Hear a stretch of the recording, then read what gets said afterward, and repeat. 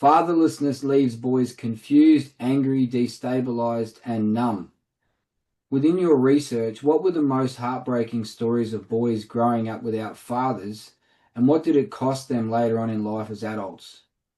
Well, it's the desperation of mothers with teenage boys who just don't know what to do.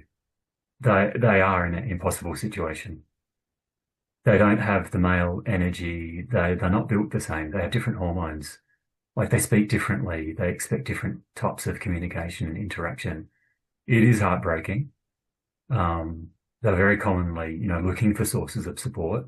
And there are organizations out there who try to link up male mentors and try to help those teenage boys, deal with what's a really confusing and dispiriting society to grow up in. And I'm very passionate about education for boys and young men. It should be an equalizing. It should be something that gives the opportunity to everyone. But it really, speaks to my heart. It makes me emotional thinking about just how many boys and young men are growing up in really desperate, incredibly challenging circumstances. And mate, they need a voice. They have no voice. They have no column in the newspaper. They have no political power. Like we are some of the few voices speaking up for them, for heaven's sakes. Like they need a voice. All men should feel an obligation to support the boys and young men of the future generations. That's why I say, there's a strong call to action here for older men to step up and be the mentors and the coaches and the leaders, to be proactive and to lean in again. It's an obligation that we have to do this for our future generations.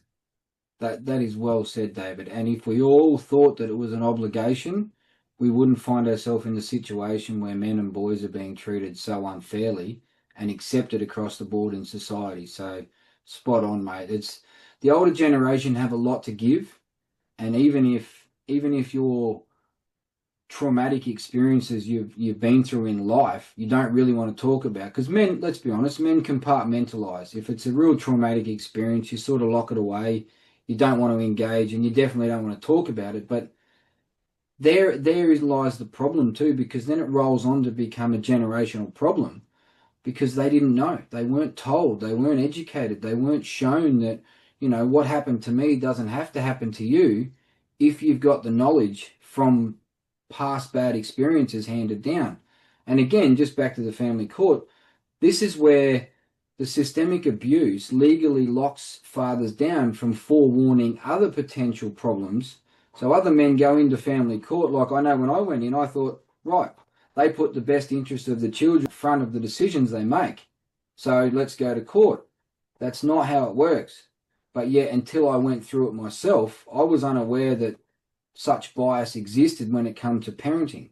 A child needs both parents. A child thrives, like you touched on prior. A child thrives when they've got a mum and a dad to help them grow in life and understand the benefits of both men and women.